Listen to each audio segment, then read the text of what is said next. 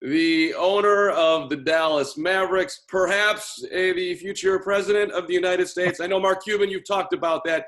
Crazy times, you, Bob Kraft, Jerry Jones, White House Advisory Council. Who knew that this was part of your future, Mark Cuban? Definitely not me. I mean, I remember back in the days when my mom was trying to get me to learn how to lay carpet because she was worried that I needed a trade. So who knows? Anything is possible. Yeah, the kid who, sold trash bags and got himself a pair of sneakers to the White House Yeah. Advisory Council. You just never know. Anything is possible. So I think people want to know, does Donald know what he's doing here? Do you feel confident? It was only an introductory call, but I'll give him the benefit of the doubt, right? There were a lot of smart people on the call. He was smart enough to put together that group. So we'll see what happens, I give him credit that this is a difficult time and he's doing his best. There are no right answers, right? So, there's a bunch of people. We'll do our best to help them and try to get America back on track.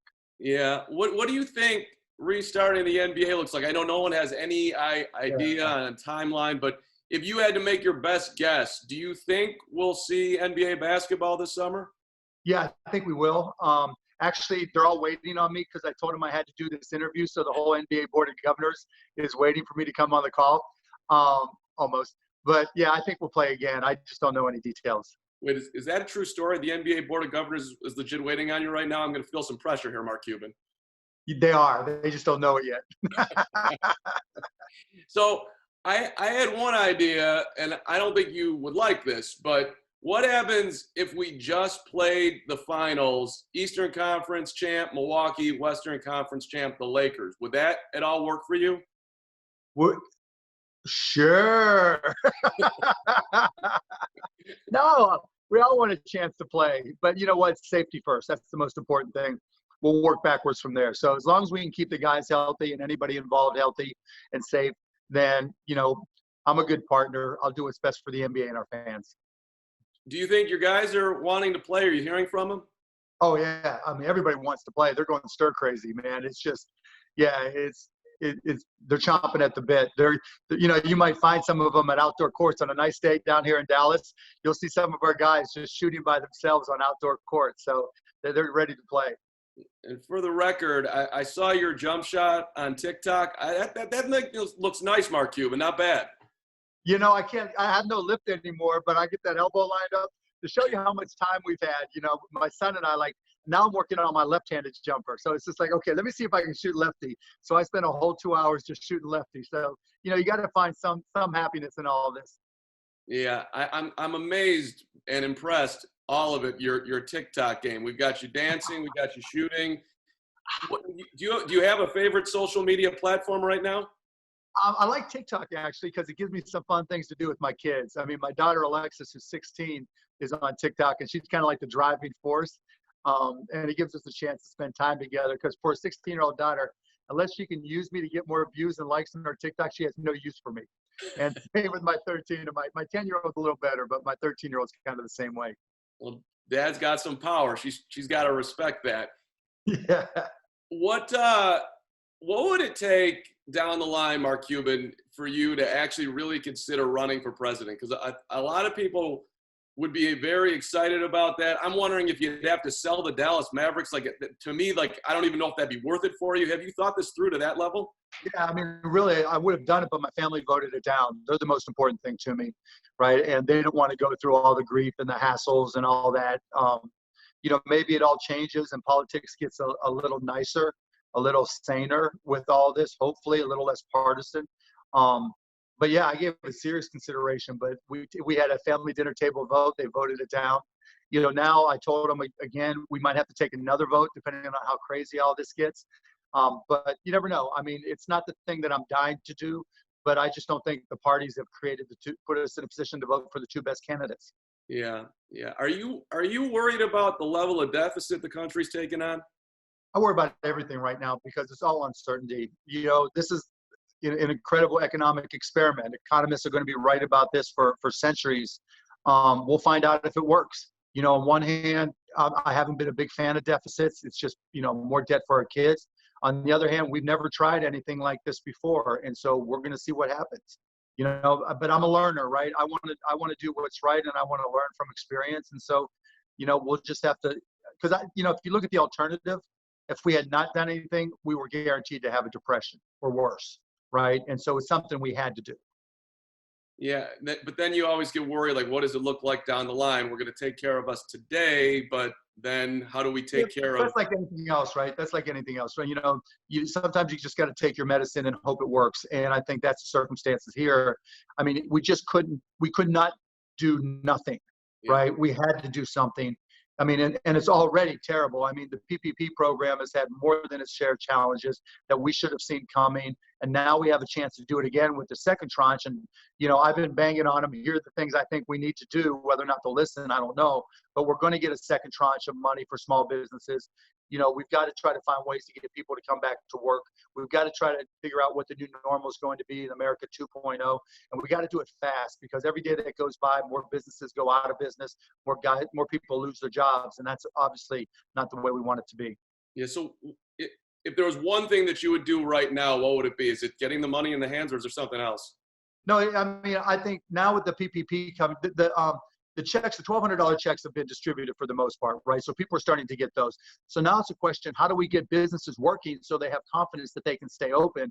Because there's this misalignment, right? There's 8 weeks for the PPP for the people, the payroll, paycheck protection program for the companies who got it, but that's probably not going to pay for long enough wages to get them to the point where their businesses are even open, right? So that's one issue we have to address. So we got to put a delay in there so that they can start using that money, or hold on to that money and not use it till they get it back open, and maybe get them more money as a follow-up. And then part two to that, I think we just get the businesses who have not gotten PPP money. We have to get away from the whole application thing and just do an overdraft protection. Just say to the banks, if you have an account that's eligible for the PPP, forget all the loan application stuff. Just cover their overdrafts for their core business expenses. The Federal Reserve will make you whole at the end of every day, so you don't have any long-term risk of not being reimbursed for that. And that allows those companies to say, you know what, I know I'm going to be in business. I know I'm going to be in business today, 6 weeks, 8 weeks, 3 months, 4 months, whenever we go back to work. And so I can continue paying my employees. And for the government, that's cheaper than paying them unemployment. And that reduces the friction. So I think that's the fastest, quickest, best way for us to, try to deal with where we are right now moving forward. Yeah, when it makes financial sense on both sides, that's when you get excited that it's a real possibility. Have you thought of any businesses that might flourish right now in your creative mind, Mark Cuban? Because I'm thinking, like, maybe I should go out and drive for Grubhub right now. Those guys are making like $200 an hour, and I would love $200 an hour right now. Grubhubbers are making $200 an hour. I've heard some nobody wants to go out and get their food, so these guys are, they're I know I'm tipping like a madman, right? So if they drop, they love when they see my house. But in terms of businesses, so some of the things, one, people are going to want confidence when they go places. So we're talking about writing an AR app, that augmented reality app, so that you can point it at a park bench and know when it was last cleaned. So you have to work with those businesses, right? So that's one thing. Two, ambient voice. So like if you ever used Alexa Home or Alexa or Google Home or anything, people aren't going to want to touch things. And so just being able to voice control more things in the business world. So, open up door, or, third floor, or just different, trigger words, go Mavs, and that, and then all of a sudden you give it a command. So there's things like that. Testing, businesses are going to need testing every which way. So being able to do that, there's just so many things. I'll tell you this, in 5 years, 10 years, we're going to look back and there's going to be some amazing businesses that were created during the pandemic of 2020 that just changed the world. And so if you're an entrepreneur, now's the time to go after it. No doubt. There's definitely, I feel, creative people. The minds are moving around just like you. Appreciate this, Mark, by the way. I love the information. Hopefully maybe some people can jump on and help themselves and help what everyone's going through right now. That's what this country does. That's who we are. So you mentioned the Mavs. I got one Mavs question for you. Do you think Luka could ever pass Dirk as the greatest Mav of all time? Could he? Yeah, because I think the game has changed enough. It's more wide open today than it was when Dirk first got to the league. So he's got that advantage. But, he could win MVPs. He can win a championship. I hope so. And I know Dirk, Dirk would hope so too. And they're good friends too. So I think they support each other either way. Those guys would have played pretty well together, wouldn't they? Oh my God. I mean, we only got to see little glimpses when Dirk was at the end, which could you imagine if they were both in their prime? Oh my goodness. Yeah. That's MJ and Scotty again. Did you know what you were getting with Luca when you guys made the deal? We knew he was good. That's why we made the deal. Obviously, you don't give up a lottery pick in a future draft unless you're really confident he's going to be good. But we didn't know he'd be this good this fast. We thought that there'd be a little bit more of a curve for him to get up to speed and to become all-star caliber. But the kid's a worker, and so the thing about it is it's easy to spot talent. It's hard to know if a guy is going to be a hard worker. How much is he going to try to improve over the summer? And that was the question with Luca. And I remember talking to him right after last season saying, okay, what are you going to add to your game? He goes, my left hand. He comes back. He goes from not being a great finisher to be one of the top 3 finishers in the NBA, particularly with his left. That's a sign of greatness. And that's why we're so excited.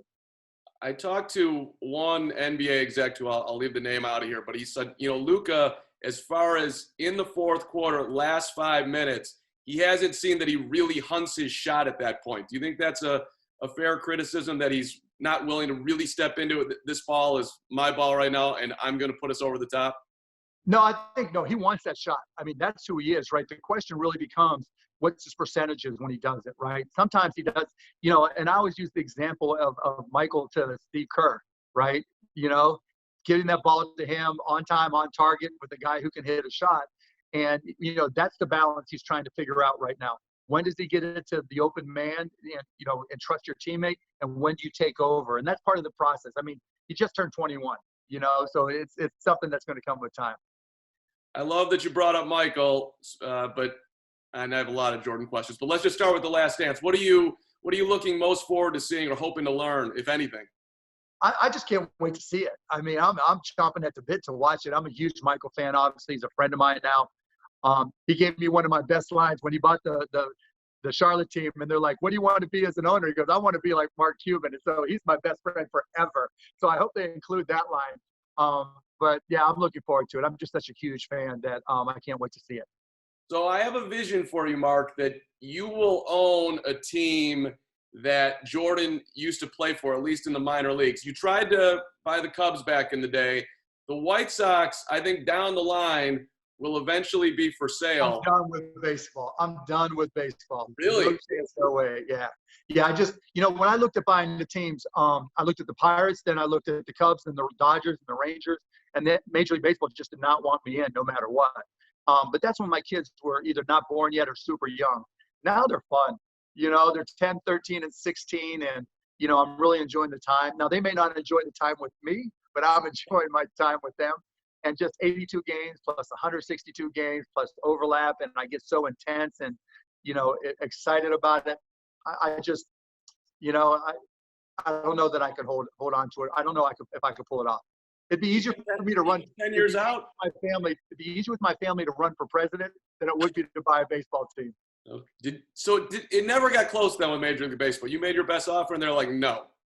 They basically told me, don't even think about it. Like with the Rangers, when they were in a bankruptcy auction, I mean, I heard from multiple owners, they're doing everything possible to keep you out. They kind of rigged the auction.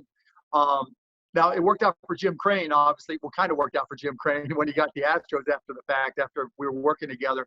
But, yeah, they did everything possible. Bud Selig held baseball back for decades, and it's unfortunate. Yeah, I don't know why baseball wouldn't want somebody like yourself in there to bring the attention. They didn't want another. They told me specifically they didn't want another George Steinbrenner or Jerry Jones. Okay, all right. As if Steinbrenner was bad for baseball. Let me go back to hoops real quick. Jalen Green, #1 high school recruit in the country, is going to go right to the G League. What do you think of that? I don't know all the details of his deal, but I've always loved the idea. Particularly now because. Going to, if you want to be a student, that's great. Go be a student. And even I've read, he's talked about wanting to get his degree anyways. But if you want to be a basketball professional, the rules of the NCAA are so back-ass half-words that I think you're better off giving yourself a shot to be a professional NBA player, basketball player, by going to the G League first. And now, because of social media, kids have such big social media following, you could go to the G League and do a huge shoe deal. Do a huge sponsorship deal, something you couldn't do in college, and make a boatload of money. See, I look at it like you get the exposure if you play at Duke, but then the guy like LaMelo Ball, who gets a lot of exposure because of that last name, but he's going to be in the top 5, and he didn't have any exposure of people watching him. He's going to get his Oh, of course. NBA money. Well, plus he's got social media too. He's making money, where his dad, is making money as well from all the things he's doing via social media, I would suppose. And so, I think the real question we ask is, with this pandemic and everything going through such dramatic change for college sports, is it time for colleges to look at walking away from the NCAA? Has the NCAA's day come and gone? And maybe, look, if this is going to be a business, let's treat it as a business and get the Power Five to get together, go out and get some, some investors like me or whoever, put together a great package and put together a real committee so that, people who want to be professional athletes, no matter what the sport, can do like they do in baseball, or do like they do in tennis, or do like they do in golf, where it doesn't matter what age you are, you can become a professional. So you'd be interested in doing something if they wanted to reframe how they go about college hoops / college athletics, period. Yeah, of course. I think it'd be so much better. Just the dumb rules that they have right now, and just the fact that you have particularly in basketball, it's just been so scandalized. It's been soiled, with all the underhanded tactics that take place in recruiting and money. I just think there's so many better ways it can be done, and now's the time. Out of this horrific environment, this pandemic, maybe something good for college athletics, particularly since who knows when they'll be able to play again. Yeah. So Mark, let's all do. I'm crossing my fingers here. I would assume that our president wants to do a great job here because he wants to get reelected, and everybody's on board here. Like, when you're dreaming it big here, your biggest hope as to how this can turn out, what are you seeing in the next couple of months here? That we get back to, well, I guess let me take a step back, that we come up with a vaccine, we come up with therapies, we come up with prophylactics, drugs that can keep you from getting this virus and comparable viruses. So everybody's confident when they walk out of the house, because initially everybody's going to be terrified, particularly if you're older, or if, like I have AFib, that's not anything real bad for, the 5 million people, most of the 5 million people who have it, but that's an underlying condition that if all of a sudden I catch it, I'm SOL, or could be, right? And so, we've got to get those therapies so that we're a lot more confident when we walk out of the house. Then we can start talking about getting back to normal. That's the thing, right? You can open it up all you want. People got to feel confident they go outside. Now, some will, but we need the majority going. And right now, for me, I'm not running outdoors and going to restaurants and going to sporting events if you open everything up. I don't think I'm alone on that one. No, of course, right? I mean, it's a little bit like 9/11 when it came to flying, and it took us getting TSA, and it took some time for us to feel safe.